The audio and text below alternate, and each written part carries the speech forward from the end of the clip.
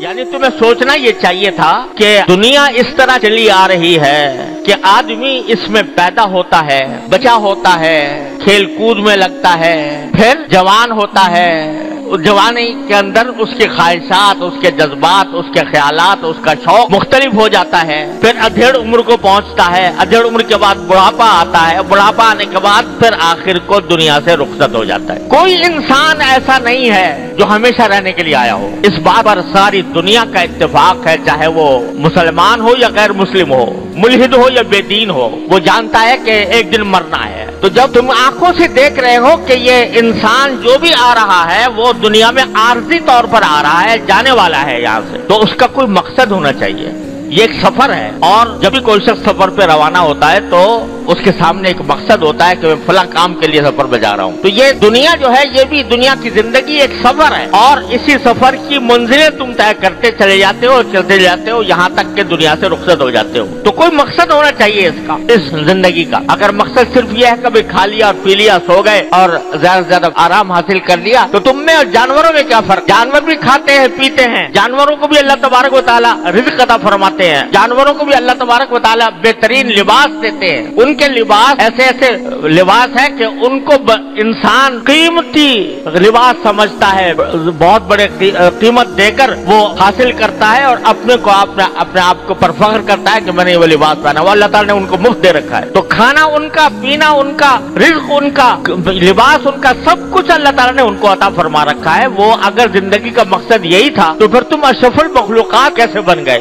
اور پھر اللہ تعالیٰ نے ان ساری جانوروں کو تمہارے لیے مسخر کیسے کر دیا؟ ایک چھوٹے سے چھوٹا بچہ جو ہے وہ گھوڑے کے منہ میں لگام ڈال کر اس کو جہاں چاہتا ہے لے جاتا ہے۔ کبھی گھوڑا پلٹ کر یہ نہیں پوچھتا کہ میں تم سے زیادہ طاقتور ہوں، تم میرے اوپر سواری کرتے ہو، مجھے خدمت میں لگاتے ہو، مجھے چاہیے کہ تمہاری خدمت حاصل کروں، کہ تم کمزور ہو، میں طاقتور ہوں۔ تو تمہارے اور جانوروں میں اور کوئی فرق ہے نہیں، سوائے اس کے کہ ان کا ایک مقصد زندگی کھانا پینا، اوڑھنا بچھونا ہے، مر جانا ہے، لیکن انسان کا مقصد زندگی کچھ اور ہے۔ وہ کیا ہے؟ وہ قرآن کریم میں دوسری آیت میں بیان فرمایا، وَمَا خَلَقْتُ الْجِنَّ وَالْإِنسَ إِلَّا لِيَعْبُدُونَ، میں نے جنات اور انسانوں کو کسی اور کام کے لیے نہیں، صرف اس لیے پیدا کیا ہے کہ میری عبادت کریں، میری بندگی کریں، اس لیے پیدا کیا۔ اور اسی بندگی کی وجہ سے اللہ تبارک و تعالی نے انسان کو ساری مخلوقات میں افضل اور اشرف قرار دیا۔ اشرف المخلوقات انسان ہے۔ اللہ تبارک و تعالی نے مخدوم بنا دیا ساری کائنات اس کو۔ سورج اس کی خدمت کر رہا ہے، چاند اس کی خدمت کر رہا ہے، ہوائیں اس کی خدمت کر رہی ہیں،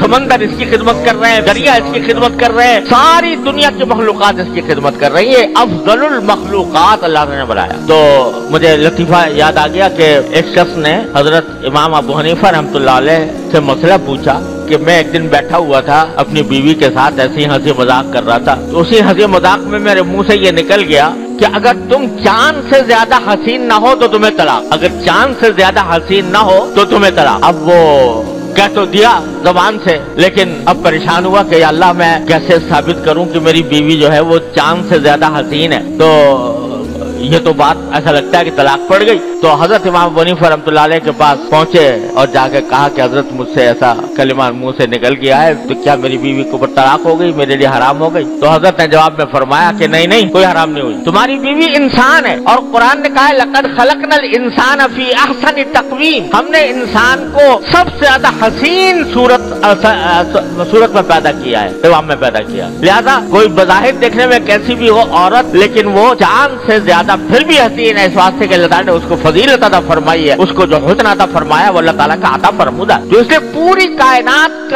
کو خدمت پر لگا دیا ہے اللہ تبارک و تعالیٰ نے انسان کی۔ کیوں؟ اس لیے تاکہ یہ میری بندگی کرے، میری بندگی کرے۔ اور کیا خوب کہا ہے مولانا جامی رحمۃ اللہ علیہ نے کہ ابرو بادو مہو خورشید و فلک ارگارن تاتو نانے بکفاری و بغفلت نہ خوری، کہتے ہیں کہ اللہ تعالیٰ نے یہ بادل، یہ ہوائیں اور یہ چاند اور یہ سورج اور یہ آسمان سب تمہاری خدمت میں لگائے ہوئے ہیں۔ یہ چاند، یہ سورج جو ہوتا ہے جب تک وہ اپنی شعاعیں نہ ڈالے کھیتیوں کے اوپر، کھیتیاں پک نہیں سکتی۔ तो ये बारिश बरसती है अब्र से, वो उसको खेती को सरसब्ज करती है, शादाब करती है। वो सारे काम अल्लाह ताला ने तुम्हारी खिदमत में लगाए हुए सिर्फ एक वजह से, ताकि एक रोटी तुम्हारे हाथ में आ जाए, तो नाने बकफारी, रोटी हाथ में आए वो बगफलत ना खुरी, और गफलत के साथ तुम न खाओ, अल्लाह की नेमत समझकर अल्लाह ताला का शुक्र अदा करके खाओ। इसलिए अल्लाह ताला ने सारी खिदमत में लगाया हुआ है। तो ये जो जिंदगी का असल मकसद है, इबादत और बंदगी, अल्लाह तबारक व तआला की बंदगी,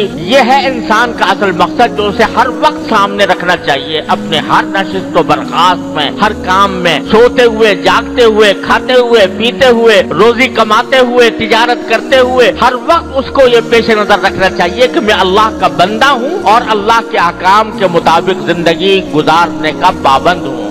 और ये है असल हकीकत इंसान की। अल्लाह तबारक व तआला फरमाते हैं, इस हकीकत से तुम्हें गाफिल कर दिया है। किसने गाफिल कर दिया है? कसरत से चीजें बटोरने में, कि मैं ज्यादा से ज्यादा दौलत कमा लूं, ज्यादा से ज्यादा मजे उड़ा लूं, इसने तुम्हें गाफिल कर रखा है इस बंदगी के असल मकसद जिंदगी से। अल्लाह तबारक व तआला ये शिकायत कर रहे हैं।